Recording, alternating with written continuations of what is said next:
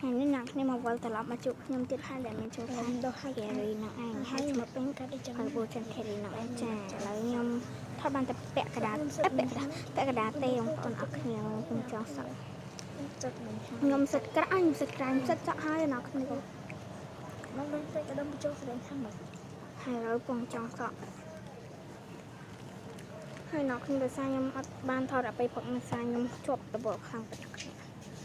ពេលខ្ញុំត្រូវបានថតដល់អ្នកគ្នាអន្តរផ្លេចថតដោយសារខ្ញុំជាប់លវខ្លាំងពេកឲ្យពេលខ្ញុំភ្ញាក់មក6:50អី6មិនជាប់លវខាងនេះទេច្រឡំពីខាងភ្ញាក់មិនសិនមិនខ្ញុំភ្ញាក់ម៉ោង9មិនសិនមួយថ្ងៃមិនសិនមួយថ្ងៃភ្ញាក់ម៉ោង6:40ទាំងនេះខ្ញុំហត់ច្រឡំតែខ្ញុំជាប់លវចាំពេញអ្នកគ្នាហើយ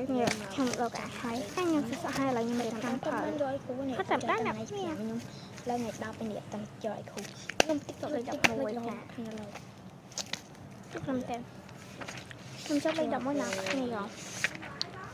សិត16នាក់11សា16គ្រូមិនឲ្យមើលទៅលេខទៀតណាបងប្អូនតិចឃើញខ្ញុំថាចឹងអីវ៉ាន់ថាខ្ញុំជិះរៀនខ្មែរសិតគេមិនឲ្យមើលទៅលេខទេគេមិនឲ្យមើលទៅលេខទេគេឲ្យមើលទៅលេខទេ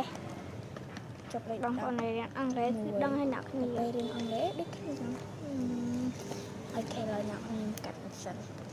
ដល់ខ្ញុំរៀនហើយខ្ញុំរៀបខ្ញុំសើចខ្ញុំបាត់ជិះទៅខ្ញុំឥឡូវខ្ញុំបានទៅកាត់ផ្ទះទៅនោះខាងខ្ញុំអត់ដល់មកមួយខាងទៀតអត់ដឹងលេខអីទៀតថតខ្ញុំបានតែផ្លឹកមួយមកខែខ្ញុំទៅនឹងខ្ញុំមែនទែនដែលបានកាត់វីដេអូអ្នកគ្នាចាំមើលថ្ងៃសារកតិតខ្ញុំនឹងថា